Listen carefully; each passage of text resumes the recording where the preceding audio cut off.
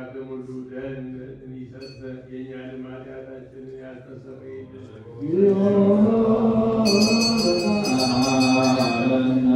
ጸሎታችንን አስባቸው ዘንድ አስቡን አትርሱን ስላሉን ሰዎች እግዚአብሔር በበጎ ያስባቸው ዘንድ በየጊዜው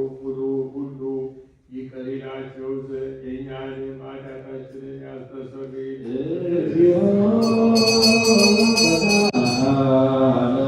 ይህችን ሳምንት ጌታ በበጎ ይፈጽማት ዘንድ ከእኛም የጠላትን መፈታትን ያርቅ ዘንድ ሰውነታችንን ያድን ዘንድ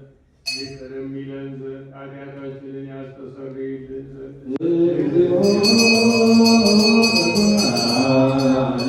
ጌታችን አምላካችን ራርቶ ይቅር ይለን ዘንድ ልመናችንን ተቀብሎ ይህችን ሳምንት